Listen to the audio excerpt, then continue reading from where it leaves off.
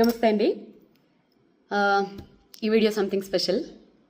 నేను ఇప్పుడు మ్యూజిషియన్ వీణా శ్రీవాణి కింద వీడియో చేయట్లేదు.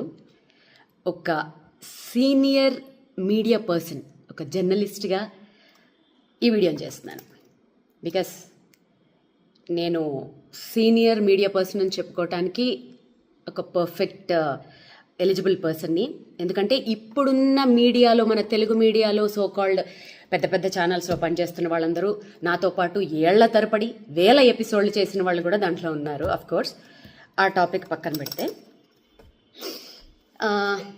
ఈ వీడియో చేయటానికి రీజన్ ఏంటంటే, మీడియా, మా అసోసియేషన్ కంప్లైంట్స్. ఇవాళ నాకు ఇందాక ఒక జర్నలిస్ట్, ఒక పెద్ద ఛానల్లో పనిచేసే ఆయన, నాకు ఆప్తులు, ఒక పోస్ట్ పంపించారు. పలానా సో కాల్డ్ ఆస్ట్రాలజర్ మీద ఇలా ఏదో ఎవరికో కంప్లైంట్ ఇచ్చారు, ఎందుకంటే నాగ చైతన్య సమంత గురించి ఏదో చెప్పారు అని. ఇక్కడ నేను ఒక జర్నలిస్ట్గా మాట్లాడుతున్నాను. ఓకే, మా జర్నలిస్టుల్లోనే ఒక జర్నలిస్ట్, నా కొలీగ్ అనుకుందాం, పంపించారు. అంటే సరే, ఒక జ్యోతిష్యం చెప్పిన ఒక మనిషి మీద సోకాల్డ్ ఛానల్స్ గంటలు గంటలు మీటింగులు పెట్టేసి గంటలు గంటలు టైం స్పెండ్ చేసేసి అంత అవసరం ఏముందన్నది అర్థం కాలేదు. ఎందుకంటే మీడియా అనేది ఎంత పవర్ఫుల్ అండి. అసలు మీడియా అనేదానికి అసలు విలువే లేకుండా అయిపోయిందని అందరికీ తెలుసు. ఆఫ్ కోర్స్, నేను ఇప్పుడేం కొత్తగా ఏం చెప్పక్కర్లేదు. కాకపోతే ఒకప్పుడు, అంటే నేను పనిచేసిన టైంలో జర్నలిస్ట్ అని చెప్పుకోవాలంటే ఖచ్చితంగా జర్నలిజం పాస్ అయి ఉంటేనే జర్నలిస్ట్ అని చెప్పుకోవచ్చు. ఇప్పుడు ఒక 2 ఇంటర్వ్యూలు చేసేస్తే చాలు జర్నలిస్ట్లే. ఆ లెక్కను చూసుకుంటే నేను సూపర్ జర్నలిస్టులు. ఎందుకంటే వందల ఇంటర్వ్యూలు తీసేసుకున్నాను, 1000 ఎపిసోడ్లు చేసేసాను. సో కాబట్టి ఈ జర్నలిస్టులు అందరూ నా కొలీగ్స్ జర్నలిస్టులు. ఇప్పుడు స్ట్రైట్ ఫార్వర్డ్గా అడుగుతున్నాను, ఈ పలానా జ్యోతిష్యం చెప్పారు, పలానా వాడెవడో టమాటా కూరలో ఉప్పు ఎక్కువ వేసాడు, ఇంకెవడో ఏదో చేశాడు, ఇవి పక్కన పెడితే, నేను పేర్లు తీయకూడదు అనుకుంటున్నాను కానీ తీస్తున్నాను. గత నెల రోజుల నుంచి ఈ సోకాల్డ్ ఛానల్స్లో రాజ్ తరుణ్, లావణ్య, వీళ్ళిద్దరిని వీళ్ళ స్టోరీని కూర్చోపెట్టి ఛానల్స్కి ఉన్న మినిమం నీకు రూల్స్ కూడా తెలియకుండా, ఒక బీప్ సౌండ్లు లేకుండా, నువ్వు వాడితో పడుకున్నావు, నువ్వు దీంతో పడుకున్నావు, బూతులు. ఇంకొకటి ఏంటంటే, ఒక ఛానల్ అయిపోయిన వెంటనే బయట చెప్పుకుంటే సిగ్గుపోతుంది, ఒక పెద్ద శాటిలైట్ ఛానల్స్ కూడా, రండి మేడం మా ఛానల్కి రండి మేడం, మీకు న్యాయం చేస్తాం. ఏం చేస్తారు? అదేదో సినిమాలో లాగా పోరాడతాం అంటే ఏం ఆడతారు అన్నట్టు వాళ్ళకి న్యాయం మీరు ఏం చేస్తారు? మీకు రేటింగుల కోసం కదా. పోనీ వాళ్ళు బూతులు మాట్లాడుతున్నారా? కాదు, ఒక పిల్ల వచ్చి కూర్చుని ఇంకో పిల్ల జీవితాన్ని లాగేస్తుంది దాంట్లోకి. ఆ పిల్ల పడుకుంది, ఈ పిల్ల పడుకుంది. వాళ్ళకి పర్సనల్ లైఫ్లు ఉండవా? వాళ్ళకి మొగుళ్ళు పిల్లలు లేరా? అప్పుడు ఏమయ్యాయి మీ మనోభావాలన్నీ? అంటే మీ మీద సోకాల్డ్ మా జర్నలిస్టుల మీదే ఎవరు కేసులు పెట్టేవాళ్ళు లేరా? ఉండరా? సో ఇది ఎవరు ఆలోచించుకోవాలి చెప్పనా? ఆడియన్స్, మెయిన్గా యూత్ ఆలోచించుకోవాలి. ఒక శాటిలైట్ ఛానల్ 24 అవర్స్లో విద్యార్థుల నోటిఫికేషన్స్ కోసం కానీ, ఉద్యోగాల కోసం కానీ, రైతుల ప్రాబ్లమ్స్ కోసం కానీ, ఆడవాళ్ల సెక్యూరిటీల కోసం కానీ, ఇంకా దేని గురించి కానీ అట్లీస్ట్ ½ an hour అయినా ప్రచారం చేస్తున్నాయండి. ½ an hour. సో దీంట్లో మీకు ఒక ఇంట్రెస్టింగ్ టాపిక్ చెప్తాను. మా జర్నలిస్టులలో, మా కొలీగ్స్లో ఒక్క జర్నలిస్ట్ని మీరేమన్నా అని చూడండి, తేనెటీగ మీద రాయి పడితే ఎలా ఉంటుంది తెలుసా? అలా వచ్చేస్తారు. ఆ యూనిటీ మీలో ఉండాలి. ఓకే, సో కాల్డ్ ఈ మధ్య జర్నలిస్టులు ఎలా తయారయ్యారంటే, క్వశ్చన్లు అడుగుతుంటే కూడా అది క్వశ్చన్ లాగా అనిపిస్తలేవు, నాకు ఇంట్రాగేషన్ లాగా అనిపిస్తుంది. అన్నా ఎందుకన్నా ఆ రేంజ్లో అడగాలి? మామూలుగా అడగచ్చు కదా క్వశ్చన్లు. కొంతమంది న్యూస్ రీడింగ్లు చదువుతుంటారు, వాళ్ళు న్యూస్ రీడ్ చేస్తున్నట్టు ఉండదు, ఫ్యాక్షన్ డైలాగులు చెప్తున్న ఫీలింగ్ వచ్చేస్తూ ఉంటుంది నాకు. సో ఇంకా ఏదైనా అసలు ఏ ఛానల్స్ అయినా ఒక సెలబ్రిటీని వదులుతుందా? అసలు నిజంగా వాస్తవానికి మాట్లాడుకుంటే ఈ సెలబ్రిటీలకు అసలు ప్రైవసీ లేకుండా చేస్తుంది ఎవరు? సోకాళ్ళు మనమే కదండి. వాళ్ళని ఒక ఎయిర్పోర్ట్లలో బతకనివ్వరు, వాళ్ళని ఒక కనీసం ఫ్యామిలీతో హోటల్కి వెళ్ళనివ్వరు, ఇంకెవరితోటన్నా వెళ్తే ఇంకా మంగళహారతే, వాళ్ళకి నచ్చిన డ్రెస్సులు వేసుకొనివ్వరు. ఎవరండి సెలబ్రిటీలకి అసలు ప్రైవసీ లేకుండా చేస్తుంది? సోకాల్డ్ మనమే కదా, మన జర్నలిస్టుల మిత్రులమే కదండి.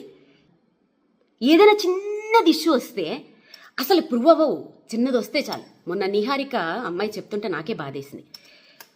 కెమెరామెన్లు వాళ్ళ పెరట్లోంచి గోడలు కూడా దూకేసి అసలు స్నానాలు చేయకుండా మొహాలు గడకుండా 4-5 రోజులు వాళ్ళ కొంపల ముందు దేకేసి వాళ్ళ బయటల కోసం వాళ్ళు దొంగతనంగా వాళ్ళని షూట్ చేసేయడానికి. ఏ ఏ ఏ ఎందుకంత దిగజారిపోవాలి మీడియా అంటే అదా? కాదు. ఆఫ్టర్ కరోనా ఏమైపోయిందంటే ప్రతి ఒక్కళ్ళకు కుటీర పరిశ్రమను పెట్టేసుకుంటున్నారు. ఆ కుటీర పరిశ్రమలు ఎంత దారుణంగా ఉంటున్నాయి అంటే, ప్రధానమంత్రి మోడీని మొదలు పెట్టుకుంటే, కొండ మీద వెంకటేశ్వర స్వామిని మొదలు పెట్టుకుంటే, ఒక జీసస్, అల్లా, దేవుడు, దెయ్యం ఏమీ లేదు. ఎవరిని పడితే వాడు వాడిని బూతులు తిట్టుకొని, వాడు వీడి బూతులు తిట్టేసుకోను. ఇది మనకి ఆర్టికల్ 19A ఇచ్చిన ఒక వరం. ఇక్కడ ఏంటంటే జోకు, ఒకళ్ళ మీద ఒకళ్ళు కేసులు వీటి మీద ఏమి పనిచేయవు. అలా పెట్టదలుచుకుంటే ఎన్నో పెట్టచ్చు. సో ఇవాళ పొద్దుట మంచు విష్ణు అన్న ఫోన్ చేసి చాలా మర్యాదగా ఎంత చక్క పద్ధతిగా మాట్లాడాడు పాపం అతను. ఆ కల్చర్ బాగా నచ్చింది. అఫ్కోర్స్ విష్ణన్న ఒక పెద్ద హీరో కొడుకు గురించి ఒక జ్యోతిష్యం చెప్పాడని కేసులు పెడతామని వీళ్ళు పెడుతున్నారని చెప్పి మీ దగ్గరికి వచ్చిన జర్నలిస్టులని మీరేమడగాలి తెలుసా? 100 మంది, ఒక్క సినిమా మీద 100 కుటుంబాలు ఆధారపడి ఉంటాయి. ఓకేనా? ఆ 100 కుటుంబాలని ఒక్క రివ్యూ తోటి సంకనాకి పెంచేస్తున్నారు చూశారు. ఆ రివ్యూవర్లని ఏం చెయ్యాలి ఫస్ట్ అది ఆలోచించండి. దాంట్లో మా జర్నలిస్టులు కూడా ఉండొచ్చు, తప్పేం లేదు. ఎవరినన్నా ఏమైనా చేసి పర్వాలేదు. మరి 100 మంది పనిచేస్తున్న ఆ సంస్థలు నీ రోడ్ల మీదకి తెచ్చేస్తున్న ఫలానా ఈ రివ్యూవర్ల మీద మరి మీరేమి యాక్షన్ తీసుకోరా? అంటే ఆ రివ్యూస్ ఇచ్చే వాళ్ళల్లోనే మా జర్నలిస్టులే ఉన్నారని చెప్పి మీరు ఆలోచిస్తున్నారా? అంటే జర్నలిస్టుల మీద కేసులు పెట్టేవాళ్ళు ఎవరు లేరా? పెట్టకూడదా? జర్నలిస్టులు ఏమైనా దేవుళ్ళా? తప్పు చేస్తే ఎవరి మీద ఎవరైనా కేసులు పెట్టచ్చు. కాకపోతే ఏంటంటే గొంగళి పురుగుల్లో అన్నం తింటూ వెంట్రుకను చూసి అసహించుకున్నారట. అలా ఉంది మా జర్నలిస్టుల కథ. మీరు చేసేదే పనులు, ఒక్కొక్క ఛానల్ ఒక్కొక్క పార్టీకి అంకితాలు. పొద్దున్న లేస్తే అవి తప్ప ఇంకో పనులు ఉండవు.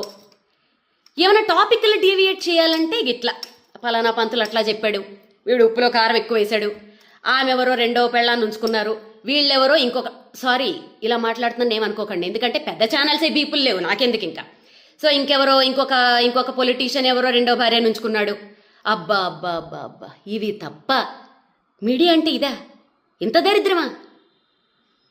సో ఫైనల్గా నేనేం చెప్తున్నానంటే, యూత్ మారండి.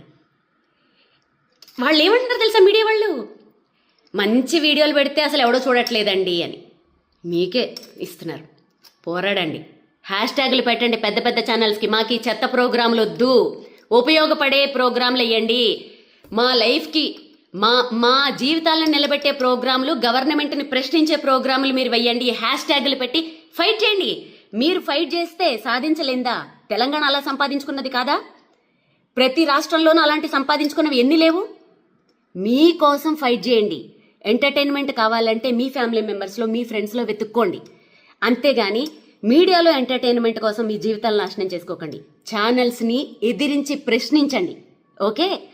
మీరు ప్రశ్నించి మీరు సాధించిన రోజు మీ ముందు నిలబడి యాజ్ ఏ సీనియర్ జర్నలిస్ట్ నేనే ఫైట్ చేస్తా. ఈ జ్యోతిషాలు, పురోహితుళ్ళు, అసలు ఇవన్నీ బ్యాన్. అసలు సోషల్ మీడియాలో చెప్పకూడదు. ఎవరైనా చెప్తే ఫస్ట్ నా మొగుడు కాదు, ఎవరు కాదు, ఫస్ట్ నేనే కేసు పెడతా. ఓకే? అసలు ఈ వీటికి నాంది పలికింది ఎవరు? మీడియా వాళ్ళే కదా. 2009 నుంచి పలానా ఎవరైనా పెద్ద పొలిటీషియన్ హాస్పిటల్లో ఉంటే వాళ్ళు ఉంటారా పోతారా? ఒకవైపు జ్యోతిష్కులు, ఒకవైపు డాక్టర్లు. పలానా క్రికెట్ మ్యాచ్లు వస్తుంది, ఎవరు విన్ అవుతారు? ఓ పక్క జ్యోతిష్కులు, ఓ పక్క డాక్టర్లు. దాంట్లో ఫస్ట్గా వేణుస్వామి ఉండాలి, లేకపోతే మళ్ళీ అది ఎవడో చూడడం. ఓకే, ఓ పలానా సినిమా, ఈ సినిమా హిట్ అవుతుందా ఫట్ అవుతుందా? ఓ పక్క డైరెక్టర్లు, ఓ పక్క జ్యోతిష్కులు. అసలు దీనికి నాంది పలికింది ఎవరు? సోకాల్డ్ 6 జర్నలిస్టులు, మన టీవీ ఛానల్సే కదండి. ఇప్పుడు ఎవరికి వాళ్ళు కుటీర పరిశ్రమలు పెట్టుకుని ఓన్గా చెప్పుకుంటూ ఉంటే మీకు నొప్పి వచ్చింది కదా. ఇక్కడ మారేది మారరు సోకాల్డ్ ఛానల్స్, సోకాల్డ్ రాత్రికి రాత్రి పుట్టుకొచ్చేసిన చుట్టుకు పుట్టుకు యూట్యూబ్ ఛానల్స్. మారాల్సింది ఆడియన్స్, మారాల్సింది యూత్. మీరు మారండి. మాకు ఈ దిక్కుమాలిన ప్రోగ్రాములు వద్దు, మేము చూడము అని చెప్పి హ్యాష్ ట్యాగులు పెట్టి ఫైట్ చేయండి. మీలో ఆ రిజల్యూషన్ వచ్చినప్పుడు అన్నీ మారతాయి. అప్పుడు నేను కూడా మారతాను, నేను మీ ముందు కలిపి పోరాడతాను. ఓకేనా?